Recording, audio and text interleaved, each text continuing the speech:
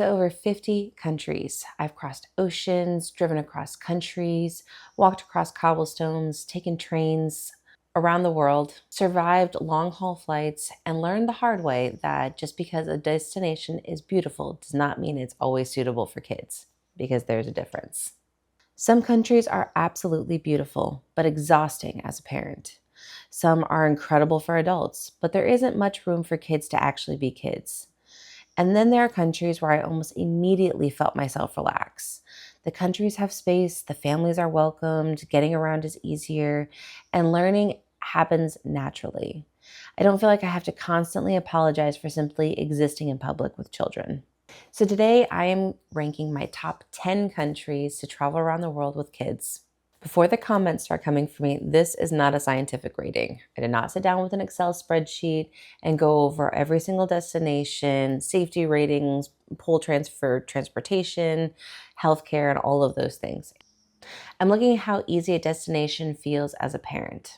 Transportation, culture, outdoor spaces, food, educational experiences, and how much my kids were actually engaged in the destination and not just tolerating my itinerary.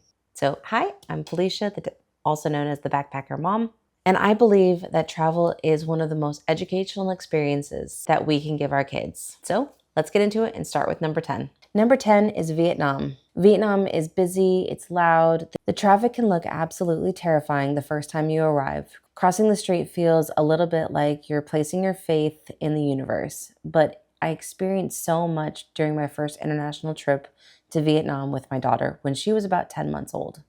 There's markets, street food, different religions, temples, history, rural communities, and huge cities. I will say when I was in Vietnam with my daughter, she was 10 months old and it was my very first time traveling internationally as a mom. So I had a lot of culture shock the very first time. I wanted to protect my baby, but of course I didn't want to offend the local culture. And so I really had to learn how to just hands off and experience the culture. And I am so glad that I went with the flow instead of fighting it, because that was when I really started understanding how magical it is to travel as a parent. Vietnam is not necessarily the easiest destination to take your child for the very first time if you're doing your very first international trip with them.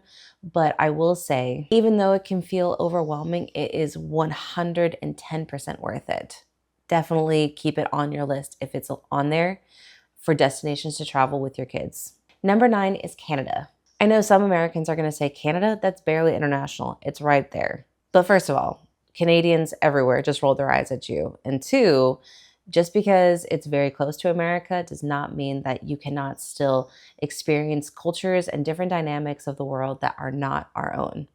Plus, the outdoors are fantastic. What I loved about taking my kids to Canada was how easy it was to just immerse ourselves in nature. We visited places where my kids could have real, authentic experiences with grizzly bears and wolves, wetland ecosystems, and learning about wildlife stewardship without me having to sit down at a table with them and go over a worksheet. They actually got to learn it hands-on in the wild, surrounded by the Rocky Mountains.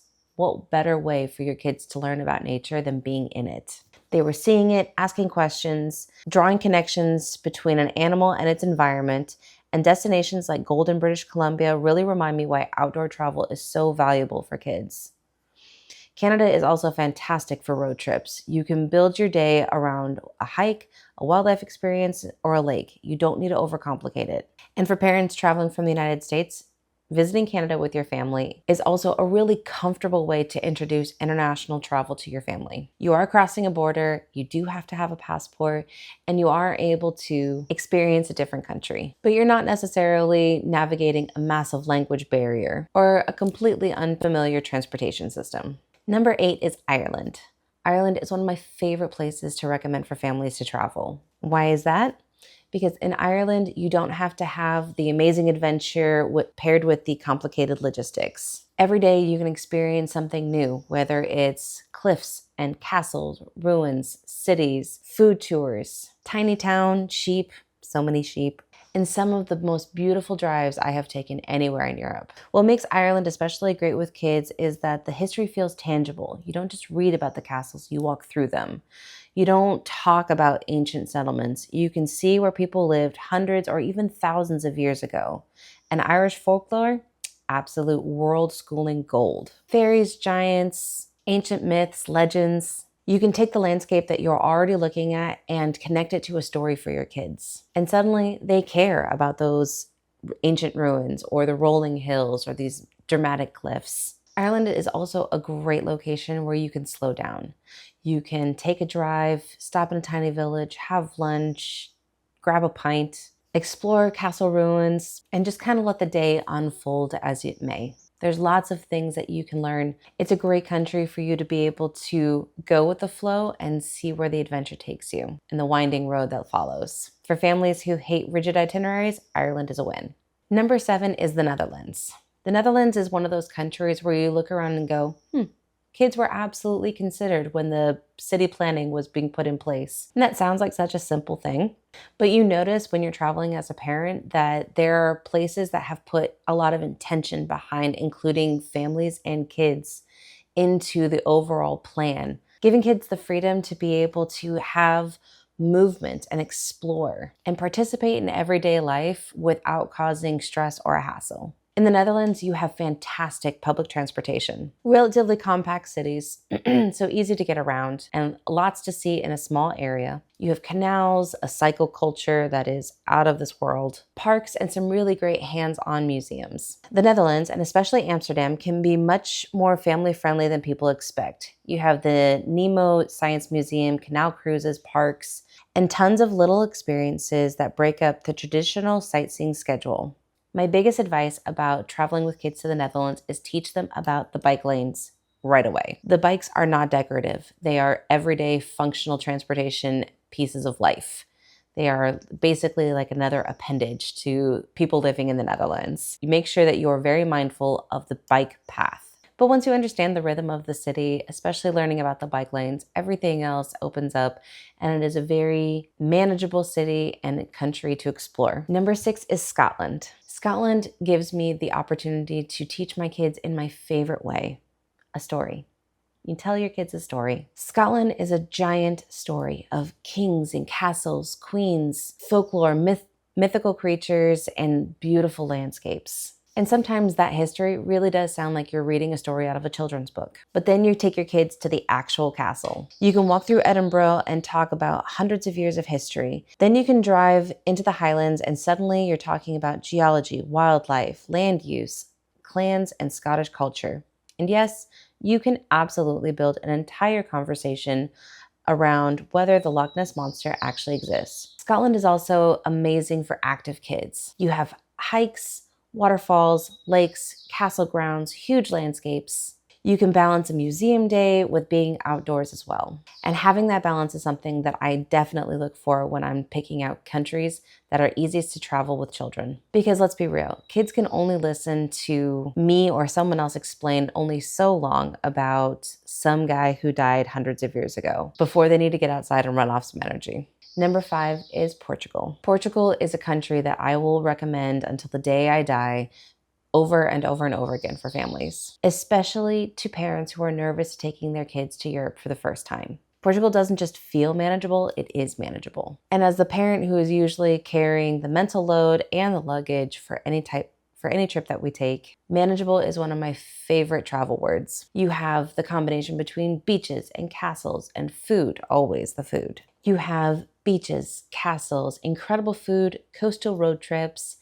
and winding narrow streets through cities like Lisbon and Porto, which give your kids so much to look at.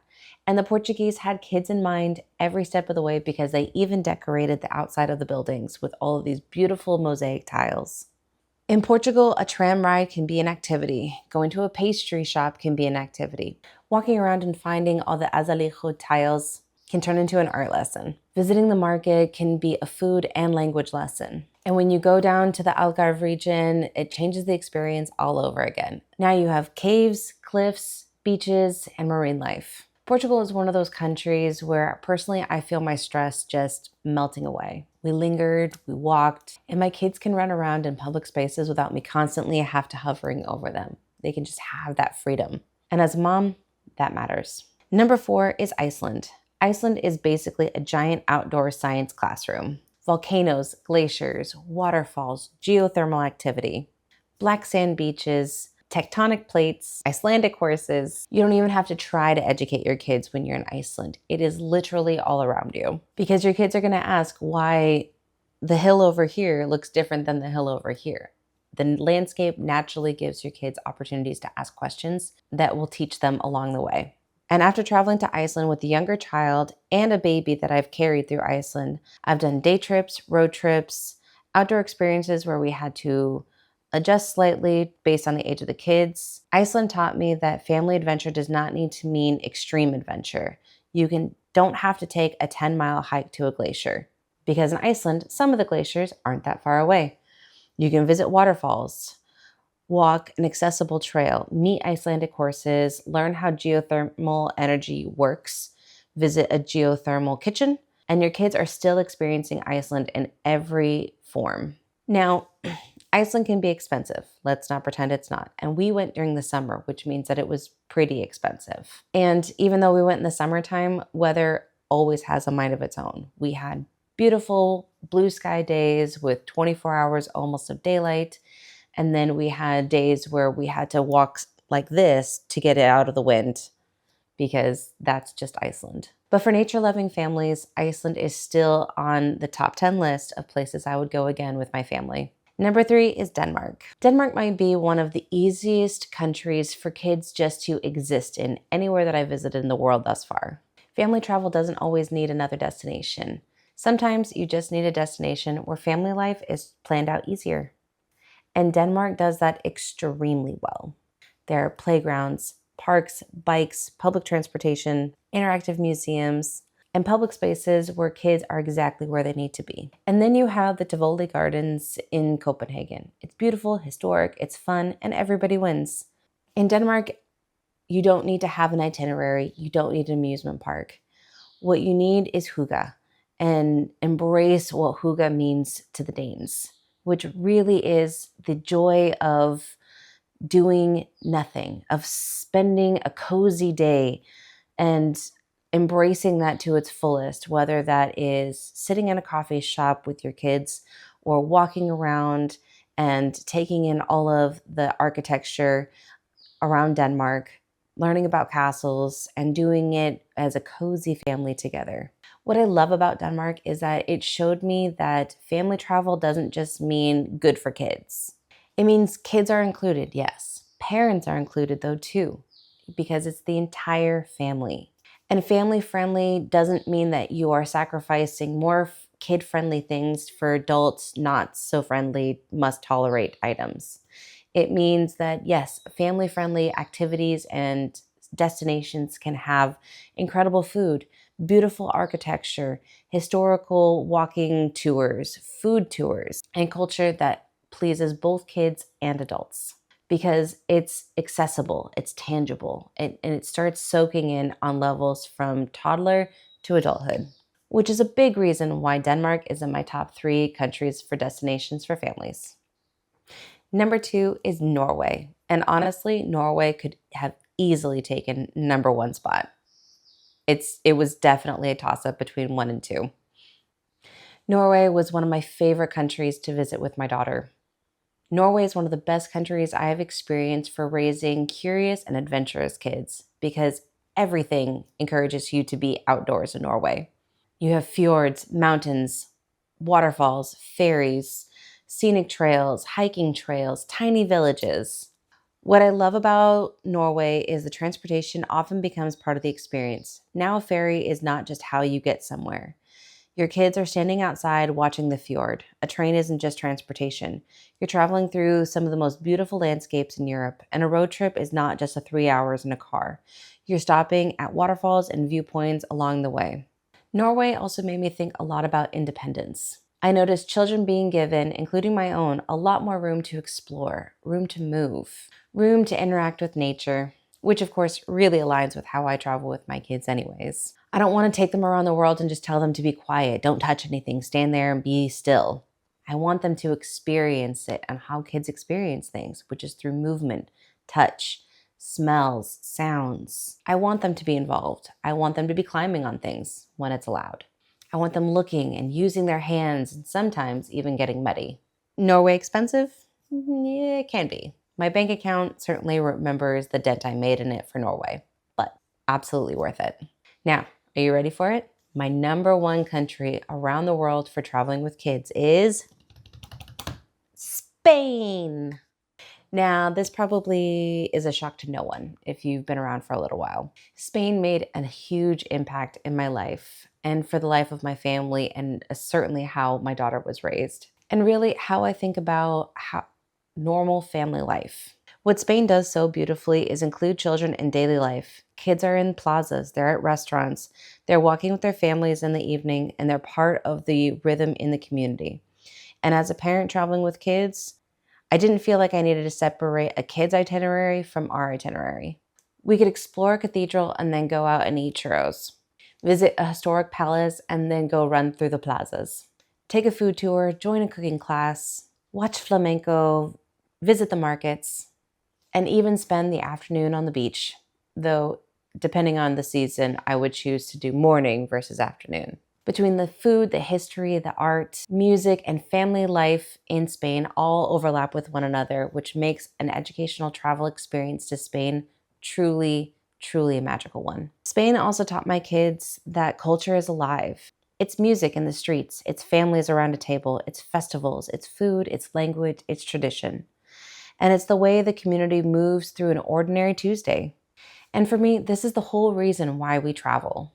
I want my kids to see how other people live. I want them to understand that different does not mean strange. I want them to try things, ask questions, sit at tables and try foods that are unfamiliar to them, listen to languages that they don't understand, and realize that the world that is all around them is much bigger than the world that we were brought into and the tiny corner that we live in. Spain has given us so much of that and so much more as traveling as a mom. So Spain, you're number one. Now, before somebody says, oh, but what about France?